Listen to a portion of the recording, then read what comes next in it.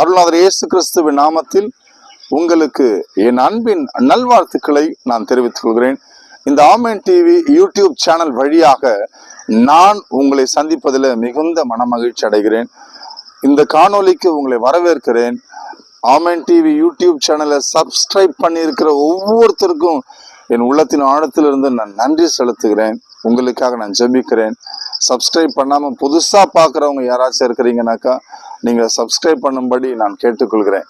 அன்புக்குரியவர்களே, இந்த காணொளியானது இயேசு கிறிஸ்துவினுடைய வருகைக்காக நம்மை நாம் ஆயத்தமாக்கி கொள்ள வேண்டும் என்பதை மையப்படுத்தின ஒரு காணொளியை தவிர பயமுறுத்தக்கூடிய காணொளி அல்ல.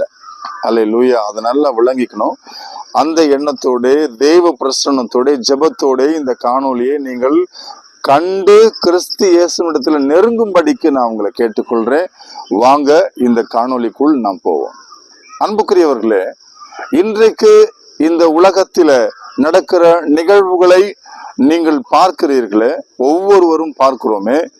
இந்த உலகத்துல எங்கு பார்த்தாலும் இயற்கை சீற்றங்களும் கொள்ளை நோய்களும் யுத்தங்களும் பஞ்சங்களுமாக இருக்கிறது. இவைகள் எல்லாம் எதை குறிக்கிறது, எதை வெளிப்படுத்துகிறது என்றால், இந்த உலகம் இறுதி காலத்தை சந்தித்து கொண்டு இருக்கிறது. இந்த உலகம் இயேசு கிறிஸ்துவை சந்திக்க போகிறது என்பதை வெளிப்படுத்துகிறது. எனக்கு அன்பான சகோதரர்களே, சமீபத்தில் இப்போது 2 நாட்களுக்கு முன்னதாக நடந்த ஒரு நிகழ்வு, இஸ்ரவேல் தேசம் ஈரானை தாக்கினதே. எல்லாரும் நினைக்கலாம், எதுக்காக இந்த சண்டை என்று நினைக்கலாம். இஸ்ரவேல் ஈரானை தாக்கினது காரணம் என்ன? இஸ்ரவேலை தாக்கின ஹமாஸும் ஹிஸ்புல்லா என்கிற இந்த 2 தீவிரவாத குழுக்களும் ஈரானுடைய குழந்தைகளை போல, ஈரான் தேசம்தான் இஸ்ரவேலை தாக்கும்படிக்கு அவர்களை தூண்டவும் செய்கிறது, அவர்களுக்கு வேண்டிய அடைக்கலமும் கொடுக்கிறது. நம்ம இந்திய தேசத்தை தாக்குதல் செய்வதற்கு தீவிரவாதிகளை நம்மளுடைய பக்கத்து தேசமான பாகிஸ்தான்ல இருந்து வராங்க இல்லையா, அங்கே அவங்களுக்கு அடைக்கலமும் பாதுகாப்பும் இருக்கிறது இல்லையா. அதே போல இஸ்ரவேலை தாக்கும்படிக்கு ஹமாஸும் ஹிஸ்புல்லாவும் இருக்கிறாங்க. அவர்களுக்கு ஆதரவா இருக்கிறது, அவர்களுக்கு அடைக்கலமா இருக்கிறது, உதவி செய்கிறது, பண உதவி, எல்லா உதவியும் செய்கிறது எதுவென்றால் ஈரான் தேசம். ஆகவே இப்பொழுது ஈரான் தேசத்தை இஸ்ரவேல் தாக்குகிறது என்பதற்கான காரணம் இதுதான் என்று நீங்க விளங்கி இருப்பீங்க. அன்புக்குரிய சகோதரர்களே, சில நாட்களுக்கு முன்னதாக உக்ரைன் ரஷ்யாவின் மீது தாக்குதலை நடத்தினது இல்லையா. ரஷ்யாவின் மீது ட்ரோன் தாக்குதலை அது நடத்தினது. ரஷ்யாவுக்கு மிகப்பெரிய சேதம் உண்டானது. இது எதன் அடிப்படையில நடந்தது? இஸ்ரவேலுடைய போர் தந்திர முறைகளின்படி நடந்தது. அல்லேலூயா. கொஞ்ச நாட்களுக்கு முன்னாடி பேஜர் மூலமாக தீவிரவாதிகளை இஸ்ரவேல் அழித்தது. அதே மெத்தட் தான் இன்றைக்கு இந்த காலத்துல உக்ரைன் ரஷ்யாவின் மீது பயன்படுத்தினது. அதற்கு ரஷ்யா உக்ரைனை மிக கடுமையாக தாக்கி கொண்டிருக்கிறது. இது எல்லாம் ஒன்றோடு ஒன்று தொடர்புடையதாக இருக்கிறது. இஸ்ரவேல் தேசம் ஹிஸ்புல்லா என்கிற தீவிரவாத அமைப்பை தாக்கி அதனிடத்தில் இருந்து கைப்பற்றின அந்த ஆயுதங்கள் எல்லாம் யாரிடத்திலிருந்து வந்தது என்றால் ரஷ்யாவிடத்திலிருந்து வந்தது. ரஷ்ய தயாரிப்புகள். அவைகள் அத்தனையும் ஈரானுக்கு வழங்கப்பட்டு ஈரான் ஹிஸ்புல்லா என்கிற அந்த தீவிரவாத அமைப்புக்கும் ஹமாஸ் என்கிற தீவிரவாத அமைப்புக்கும் கொடுத்தது. அல்லேலூயா. இப்போது இஸ்ரவேலோ ஹிஸ்புல்லா என்கிற தீவிரவாத அமைப்பிடத்திலிருந்து பிடுங்கின அந்த ஆயுதங்களை எல்லாம் உக்ரைனுக்கு கொடுத்தது. உக்ரைன் ரஷ்யாவை அடித்தது. பிரியமான சகோதரர்களே, சகோதரிகளே, போர் கொஞ்சம் கொஞ்சமாக உச்சத்தை எட்டி கொண்டிருக்கிறது. அதாவது இன்னும் சொல்ல போனா மாகோகு என்று சொல்லப்படுகிற ரஷ்யாவை இப்போது போர் நிர்பந்தத்துக்கு உள்ளாக்கப்பட்டு கொண்டிருக்கிறது. ஆமா அன்பானவங்களே, எசேக்கியேல் 38ஆம் அதிகாரத்துல சொல்லப்பட்டிருக்கிற அந்த தீர்மானங்கள் நிறைவேறி கொண்டு இருக்கிறது. தீர்க்க தரிசனங்கள். ஆமா அன்பானவங்களே, நிறைவேறி கொண்டிருக்கிறது. இனி காலமே இல்லை. அல்லேலூயா. இனி நாட்கள் இல்லவே இல்லை. கவனிச்சு பாருங்க என் அன்புக்குரிய சகோதரர்களே, சகோதரியர்களே. இப்பொழுது இஸ்ரேல் ஈரானை தாக்குகிறது. ஈரான் ரஷ்யாவினுடைய நேச நாடுகளில் ஒன்று. ரஷ்யாவுக்கு மிக மிக நெருக்கமான நாடு ஈரான். எப்படி இஸ்ரேலுக்கு அமெரிக்கா மிக நட்பான நாடாக இருக்கிறதோ, அதே போல ஈரானுக்கு மிக நட்பு நாடு ரஷ்யா. ஹல்லேலூயா. ரஷ்யாவை ஆங்கில வேதாகமத்துல ரூஷ் என்று சொல்லப்பட்டிருக்கிறது, எபிரேயத்திலும் ரூஷ் என்று சொல்லப்படுகிறது. ஹல்லேலூயா. தமிழ் வேதாகமத்துல கோகு என்று சொல்லப்பட்டு இருக்கிறது. இஸ்ரேல் இப்பொழுது ஈரானுடைய அணு நிலையங்கள் மீது தாக்குதலை நடத்தியிருக்கிறது.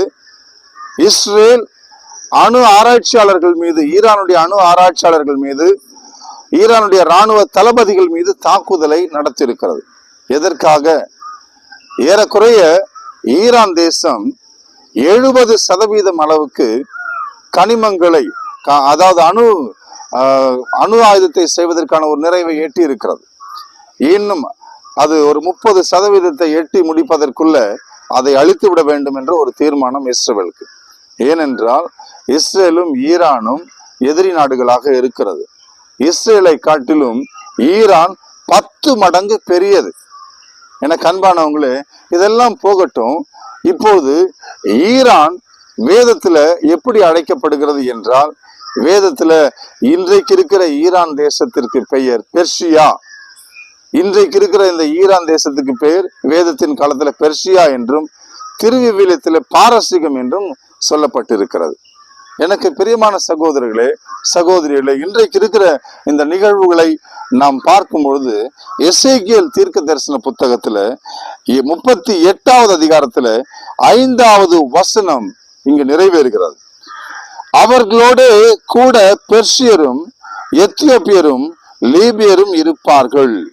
அவர்கள் எல்லாரும் கேடகம் பிடித்து தலை சீராவும் தரித்திருப்பவர்கள். கவனிச்சு பாருங்க. அவர்களோட கூட பெர்ஷியரும் எத்தியோப்பியரும் அப்படின்னா, அவர்களோட கூட அப்படின்னா, எனக்கு அன்பானவங்களே, இது ஒரு நேச நாட்டு கூட்டமைப்பை சொல்லுகிறது. ஹல்லேலூயா. ரஷ்யாவினுடைய நேச நாடுகளின் கூட்டமைப்பை இது சொல்கிறது. அவர்களோட என்பது என்ன பொருள்? என்ன? ரஷ்யாவினுடைய நேச நாடுகளோடு, ஹல்லேலூயா, கோகினுடைய நேச நாடுகளோடு. மாகோகு என்றால் நேச நாடுகளுக்கு தலைமை தாங்குகிறது. ரஷ்யா தன்னுடைய கூட்டணி நாடுகளோடு தலைமை தாங்கும். ரஷ்யா தன்னுடைய நட்பு நாடுகளோடு இஸ்ரேலுக்கு எதிர்த்து வரும் என்றுதான் இங்கு சொல்லப்படுகிறது. ரஷ்யாவுடைய நட்பு நாடு ஈரான், அதுதான் இங்கு பெர்ஷியா என்று சொல்லப்பட்டு இருக்கிறது. எப்படி இஸ்ரேலுக்கு அமெரிக்கா மிக நெருக்கமான நட்பான நாடாக இருக்கிறதோ, அப்படியே ரஷ்யா ஈரானுக்கு மிக நெருக்கமான நாடு. கவனிச்சு பாருங்க அன்பானவங்களே.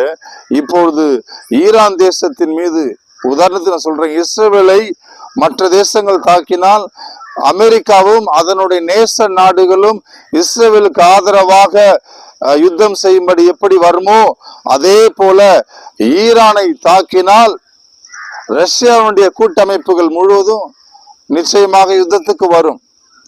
இது வரத்தான் போகிறது. அதை நோக்கிதான் இந்த பயணம், இந்த போர் மூண்டு இருக்கிறது. அங்கதான் போகுது. இப்ப ரஷ்யா தன்னுடைய நேச நாடுகளோடு இஸ்ரேல் மேல், மலைகளின் மேல் வரும். ஹல்லேலூயா. 38ஆம் அதிகாரம், இன்றைக்கு எசேக்கியேல் 38ஆம் அதிகாரம் நிகழ்ந்து கொண்டு இருக்கிறது. இந்த நாட்களில அதாவது ரஷ்யா தன் கூட்டணியோடு இஸ்ரேல் மலைகளுக்கு மேல் வருவதுதான் தாமதம். அவ்வளவுதான் நடக்கணும். ஆனா அதற்குள்ள நடக்க வேண்டிய காரியம் ஒன்று இருக்கிறது. இந்த காலகட்டத்தில் தான் இயேசு கிறிஸ்துவின் ரகசிய வருகை இருக்கும். எக்கால சத்தம் தொனிக்கும், தூதருடைய வாழ்த்தொலி சத்தம் கேட்கும். அப்பொழுது எல்லாரும், அவரை விசுவாசித்தவர்கள் எல்லாரும் எடுத்துக்கொள்ளப்படுவார்கள் என்று சொல்ல வாசிக்கிறோமே. அல்லேலூயா. இயேசு ஆண்டவர் மத்தேயு சுவிசேஷத்துல 24ஆம் அதிகாரத்துல சொல்லியிருக்கிற காரியம் நடைபெற்று கொண்டிருக்கிறது. அல்லேலூயா. இருவர்ல ஒருவர் எடுத்துக்கொள்ளப்படுவர், ஒருவர் விடப்படுவர் என்று சொல்லப்பட்டிருக்கிறது. அந்த காரியம் நடைபெற போகிறது. இயேசு கிறிஸ்துவின் ரகசிய வருகை நடைபெற போகிறது. அவரை விசுவாசித்து அவரை பற்றி கொண்டு அவருக்கு உத்தமமாய் வாழ்கிறவர்கள் நிச்சயம் எடுத்துக்கொள்ளப்படுவார்கள், மற்றவர்கள் விடப்படுவார்கள். அந்த வருகையில நீங்கள் நான் எடுத்துக்கொள்ளப்படணும். அதற்காக தான் இந்த காணொளி. இனி நாட்கள் இல்லை, இனி சோர்ந்து போக கூடாது. இனி சுற்றி திரியக்கூடாது. பொழுதுபோக்கா எதுவும் எப்படியோ இதுவரையிலும் வாழ்ந்த வாழ்க்கை வாழக்கூடாது. இனிமே இனி இயேசுவுக்காய் வாழணும், பரிசுத்தமாய் வாழணும். ஜெபிக்கலாம். எங்கள் அன்பின் பரலோக பிதாவே, என் ஆண்டவராக இயேசு கிறிஸ்துவின் நாமத்தில் உம்மிடத்தில் வருகிறோம். எங்கள் ஆத்துமங்களை தகப்பனே ஆண்டவரே உமது வல்லமையினால் நிரப்பும். உம்முடைய வருகையில் நாங்கள் எடுத்துக்கொள்ளும்படிக்கு எங்களுக்கு கிருபை செய்யும். இந்த காணொலியை கண்ட ஒவ்வொருவரையும் தகப்பனை விசுவாசத்திற்குள் வழி நடத்தும். இயேசுவின் நாமத்தில் பிதாவே, ஆமென்.